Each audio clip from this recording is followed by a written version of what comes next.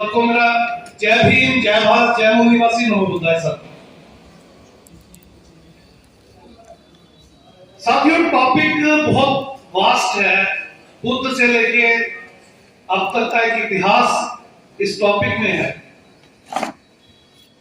इससे पहले कि मैं मुद्दे पे आऊं, एक दो बात थोड़ा क्लैरिफाई कर दूं। हम क्रांति युग पुरुष गोरे जी महाराज के इस परिसर में, इस पंडाल में बैठे हैं। तकरीबन हर समाज, हर बिरादरी में ऐसे लोग हुए हैं जिनके बारे में समाज जानता है, कुछ कम जानता है, कुछ ज्यादा जानता है, और कुछ ब्राह्मणवादियों के जोड़े हुए तथ्यों के साथ भी जानता है। तो मैं एक निवेदन जरूर करना चाहूंगा, जितने भी लोग इस परिसर में बैठे हैं और जिस भी जाति से वो आते हैं, जिस भी समाज से आते हैं, समाज और जाति में फर्क है, अगर जाति को यह समाज कहा जाता है, वो अपने महामानवों के सच्चे इतिहास को जरूर खोजें।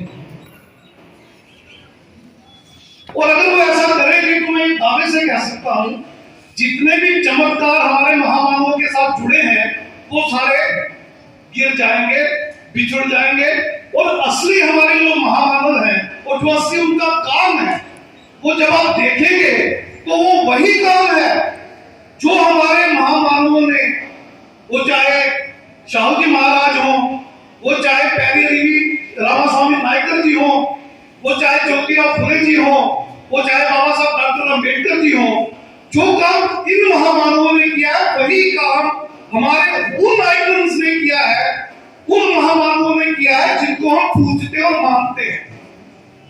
मगर अफसोस की बात यह है कि उनकी सच्चाई को हम नहीं जानते। जैसे प्रजापति समाज में पंजाब में बहुत रेवोल्यूशनरी इंसान हुए, शायद उनका फोटो अंदर कहीं होगा, मुझे पता नहीं, मैंने देखा नहीं। संतराम बीए, अगर आप जानते हो, संतराम बीए जो है वो बाबा साहब को पंजाब में अपने जाति पाति कोड़क मंडल के कार्यक्रम में बुलाना चाहते थे, और वो जनरल सेक्रेटरी थे उस ऑर्गेनाइजेशन के। वैसे तो वो ऑर्गेनाइजेशन तथाकथित ऊंची जातियों की थी, मगर संतराम बीए उसके जनरल सेक्रेटरी थे। उनके अंतक प्रयासों से बाबा साहब को यहां लाने की कोशिश हुई, लेकिन तथाकथित ऊंची जातियों ने जब ये देखा कि अंबेडकर यहां आकर पता नहीं कौन सा विद्रोह खड़ा कर देंगे, तो उन्होंने कहा कि आप अपना भाषण पहले हमें लिखकर भेजें। और जब वो भाषण यहां आया तो उन तथाकथित ऊंची जाति के लोगों ने जब उसे पढ़ा और गांधी जी को भेजा, गांधी जी ने पढ़ा, तो आप अंदाजा लगा लीजिए इस बात से कि बाबा साहब का वो कार्यक्रम ना हो, इसलिए वो कार्यक्रम ही रद्द कर दिया गया। बाबा साहब ने उस भाषण को एक किताब में छपवाया, और वो किताब 14 बार जब मान्यवर कांशीराम जी ने पढ़ी तो उन्होंने धर्म त्याग दिया और सारी जिंदगी समाज के लिए लगा दी। वो भाषण संतराम बीए जी के एफर्ट्स पर बाबा साहब डॉक्टर बी.आर. अम्बेडकर जी ने लिखा था।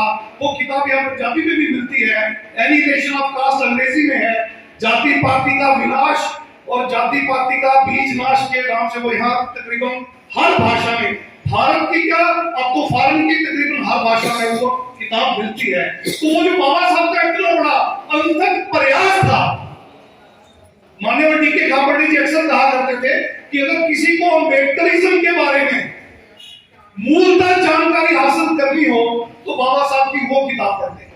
और वही किताब माननीय डी.के. खापर्डे जी ने जब माननीय कांशीराम जी को दी, तो कांशीराम जी एक साधारण व्यक्ति से वो कांशीराम बन के जिनकी आज आप सुबह से लेकर चर्चा की। तो ये इतना बड़ा उपराला, इतनी बड़ी बात जो बाबा साहब ने की, वो प्रजापति समाज के संतराम बीए जी के एफर्ट्स का नतीजा थी। मगर मैं दावे से कह सकता हूं, आज से पहले ये बात आपने कभी सोची भी नहीं होगी, और पंजाब के पूरे प्रजापति समाज ने कभी इस पे विचार भी नहीं किया होगा कि बाबा साहब का इतना पवित्र ग्रंथ annihilation of caste Santram BA ji के एफर्ट्स की वजह से हमारे बीच में आया। दूसरी बात, संतराम बीए जी की लिखी हुई बहुत सारी किताबें भी हैं। अगर प्रजापति या कुम्हार बरादरी जिसे हम कहते हैं, संतराम बीए जी का वो लिटरेचर अगर मन तो मैं दावे से कह सकता हूं, एक भी व्यक्ति जो इस समाज में, इस कास्ट में, इस जाति में पैदा हुआ है, वो ब्राह्मणवाद का समर्थक नहीं रहेगा। अगर पढ़ ले तो, ना पढ़े तो बात अलग है। बात चल रही थी यहां मंडल कमीशन की, मंडल कमीशन से पहले काका साहब कलेक्टर कमीशन की, मगर उससे पहले दो एक बातें यहां कही गई, मुझे लगता है या तो स्लिप ऑफ टंग था या अनजाने में हुई है, वो मैं क्लैरिफाई कर दूं बिना किसी के विरोध के। जिन्होंने वो बातें कही है वो मेरे लिए बहुत सम्मानीय है, इसलिए वो उसे अदरवाइज ना ले।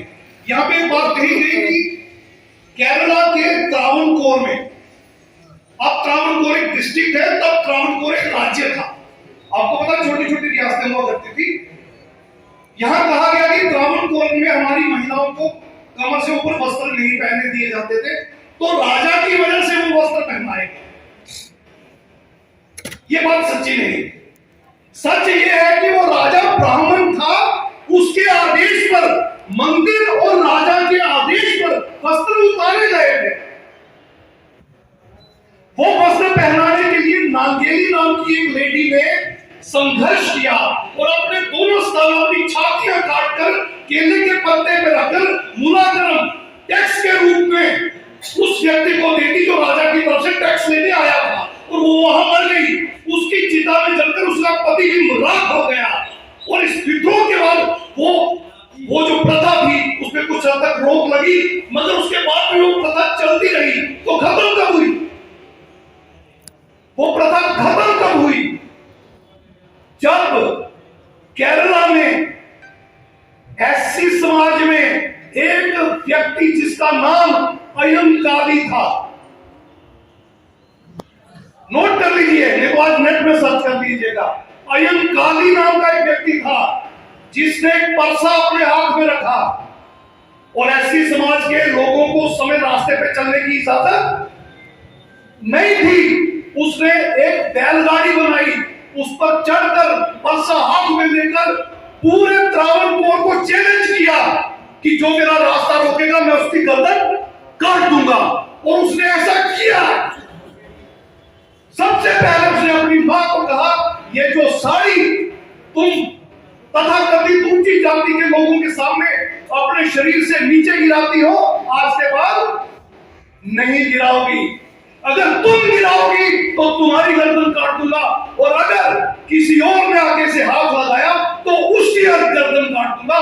ये कार्यक्रम अयंकाली ने चलाया। बाद में वो अयंकाली एमएलए भी बने थे ब्रिटिश गवर्नमेंट में। बाबा साहब से पहले अयंकाली एमएलए बने हैं। और जो बाबा साहब ने जितने भी रेवोल्यूशनरी स्टेप्स लिए हैं वो अयंकाली ने केरला में उनसे पहले लिए हैं। इसीलिए केरला 100% लिटरेसी रेट है।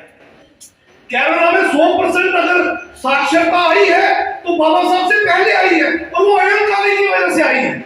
तो अयंकाली वो रेवोल्यूशनिस्ट था जिसने वो कपड़े तन पर वापस पहनाए। राजा ने नहीं पहनाए, राजा ने और मंदिर के पुजारियों ने, पंडितों ने, ब्राह्मणों ने वो उतरवाए थे, पहनाए नहीं थे। मुलाकरम का टैक्स लेने मंदिर और राजा का व्यक्ति आया करता था। इतिहास को थोड़ा बारीकी में समझिए। दूसरा, मेरे एक पूर्व वक्ता यहां कुछ बोल रहे थे, उनका रेफरेंस कुछ और था, मगर वो कुछ ऐसा बोल रहे कि मुझे उसको थोड़ा सा सीधा करना पड़ेगा।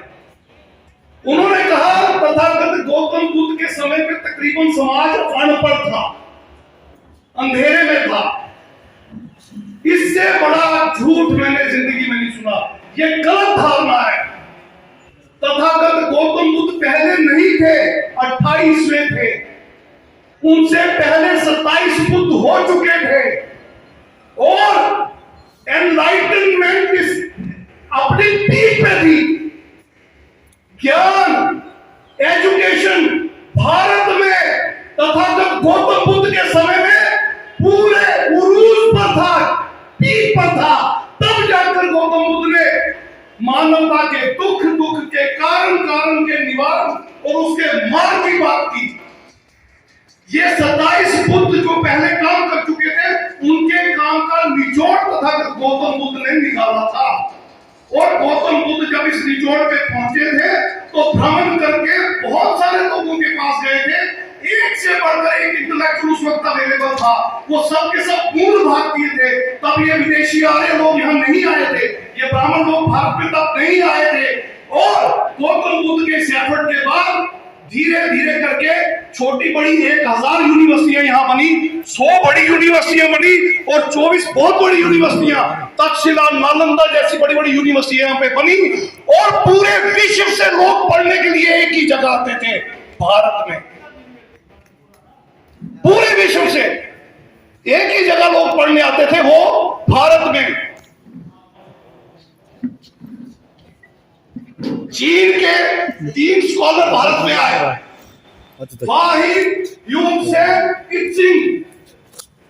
ना सिर्फ यहाँ पढ़ने आए, यहाँ का लिटरेचर, ओरिजिनल लिटरेचर, धम्मपदी और ओरिजिनल बुद्धिस्ट लिटरेचर को देखिए, यहाँ से चाइना गए, जिसे आज हम कहते हैं ना ध्यान लगाना, कहते हैं ना ध्यान लगाना, पंजाबी ध्यान लगाना।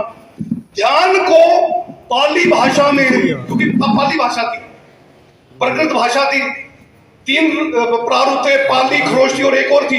तो पाली भाषा में ध्यान को झान बोलते थे। वो झान जब चाइना पहुंचा तो चांद बना, चांद से चीन का नाम पड़ा। चीन नाम बुद्धिस्ट है। वही शब्द जब जापान पहुंचा तो जापान बना, वही ध्यान जापान बना। तो जापानीज बुद्धिस्ट थे। जापान के देश का नाम भी इस ध्यान से पड़ा, जो कि बुद्धिस्ट था, पाली का था। जीसस क्राइस्ट 12 साल से लेकर 39 साल तक भारत में, कश्मीर में बुद्धिस्ट मॉन्क बन के रहे और तिब्बत तक उन्होंने काम किया।